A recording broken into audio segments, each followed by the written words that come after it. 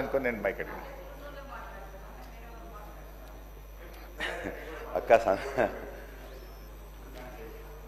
అక్క అందరి తరఫున మాట్లాడతాను అక్క. సంతోషం, ధన్యవాదాలు స్పీకర్ గారికి. ఫీ రియంబర్స్మెంట్ మీద ఇది కాంగ్రెస్ పార్టీ యొక్క నేషనల్ పాలసీ, స్టేట్ పాలసీ ప్రకారం ఆనాడు పెట్టారు. రాజశేఖర రెడ్డి గారు పెట్టినప్పుడు ఈ రాష్ట్రంలో ఉండే అత్యంత పేదవాళ్ళు professional courses, medical, engineering, MCA, MBA, pharmacy, hotel management లాంటి కోర్సులకి మొట్టమొదటిసారిగా డబ్బు లేకున్నా ఎస్సీ, ఎస్టీ, బీసీ, మైనార్టీ అందరూ కూడా చదవడానికి అవకాశం రాజశేఖర రెడ్డి గారు ఆనాడు పెట్టారు. పెట్టిన తర్వాత ఆనాడు కూడా కొద్దిగా ఇంత సరిగ్గా నడవనప్పుడు దాని మీద కూడా కొద్దిగా చేస్తే ఫస్ట్ కొద్ది మందికి ఇవ్వడం, తర్వాత మైనార్టీస్కి, మిగతా ఓవరాల్గా కూడా పేద ప్రజలందరూ కూడా ఇంప్లిమెంట్ చేసే విధంగా ఈబీసీ పిల్లలకు కూడా ఇవ్వడానికి అని చెప్పి నిర్ణయం తీసుకున్నారు. 2014లో దీన్ని ప్రభుత్వం మారినప్పుడు, తెలంగాణ వచ్చినప్పుడు 1508 కోట్ల బాకీలు ఉండే. ఆనాడు అధికారులు చెప్పారు, అధ్యక్ష లేదు ఇది పాత ప్రభుత్వం ఉన్నది, మేము కట్టమని చెప్పేసి అనంటే ఆనాడున్న ముఖ్యమంత్రి గారు చెప్పి ఎట్టి పరిస్థితుల్లో అది కరెక్ట్ కాదు, ప్రభుత్వం అనేది కంటిన్యూస్ ప్రాసెస్, తెలంగాణ రాష్ట్రం ఏర్పడ్డ పిల్లలు చదువుకుంటున్నారు కాబట్టి వాళ్ళకి ఇవ్వాల్సిందే అని చెప్పేసి 1508 కోట్ల 73 లక్షలు ఉంటే ఆనాడు ఇచ్చారు అధ్యక్ష. ఆ తర్వాత అప్పటి నుండి 2014 నుండి 2023 వరకు ప్రతి సంవత్సరం అయ్యే ఖర్చు దాని మీద 2300 నుండి 2500 కోట్ల రూపాయలు అవుతాయి అధ్యక్ష. ఇందులో ఎంటీఎఫ్, ఆర్టీఎఫ్ అని ఉంటుంది. స్టూడెంట్స్కు మెయింటెనెన్స్ ఫీజు ఆ స్టూడెంట్స్కి సంబంధించి డైరెక్ట్గా వేస్తారు అధ్యక్ష.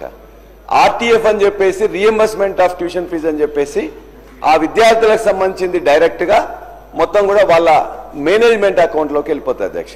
MTF, RTF. ఎంటీఎఫ్ ఇచ్చిన తర్వాతనే ఆర్టీఎఫ్ ఇవ్వాలని చెప్పేసి కూడా నిర్ణయం జరిగి విద్యార్థులకు ముందుగా ఇవ్వడం జరుగుతుంది అధ్యక్ష.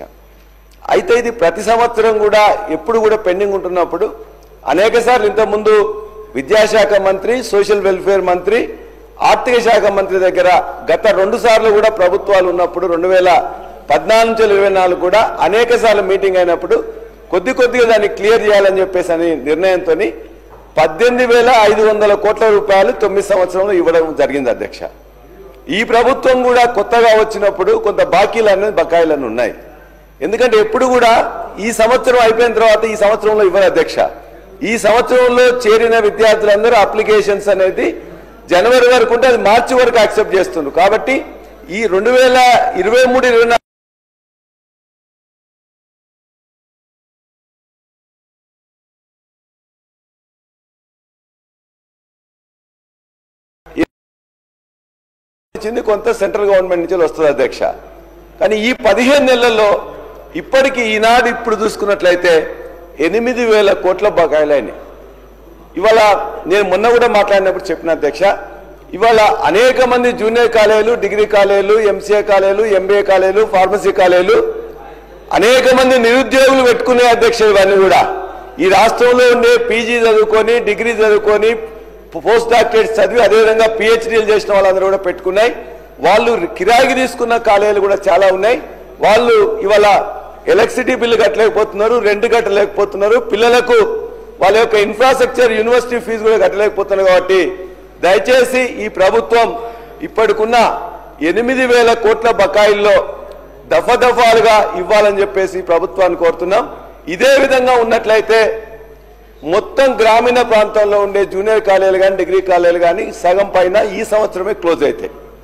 వాళ్ళందరూ వాళ్ళ ఉద్యోగాలు వాళ్ళు కల్పించుకొని మిగతా వాళ్ళకు కూడా ఉద్యోగాలు కల్పించి ఇవాళ మన తెలంగాణలో వాళ్ళ యొక్క కాలేజీలు పెట్టుకున్నారు. వాళ్ళు ఎవరికి పోటీ కాదు. నిజంగా వాళ్ళ పరిస్థితి నేను మొన్ననే ఒకసారి చెప్పిన, సితారా సినిమాలో శరత్ బాబు లాగా ఉంది అధ్యక్ష. డొక్కు కారు ఒకటి ఉంటుంది, మామూలుగా తెల్ల చొక్కా వేసుకుంటారు. కానీ వాళ్ళు ఇవాళ బయటికి పోదామంటే ఒక్క 50 రూపాయలు 100 రూపాయలు కూడా లేని పరిస్థితి ఉన్నది అధ్యక్ష. చాలా దీనావస్థలో యాజమాన్యాలు ఉన్నాయి. దయచేసి మీ ద్వారా ఈ ప్రభుత్వాన్ని కోరుతున్నాం, 8,000 కోట్ల బకాయిలు ఉన్నాయి.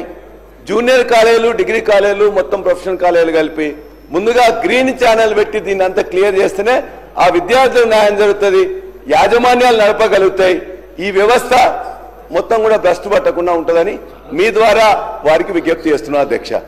ధన్యవాదాలు మీరు అవకాశం ఇచ్చినందుకు. డాక్టర్ పాల్వాయి హరీష్ బాబు గారు.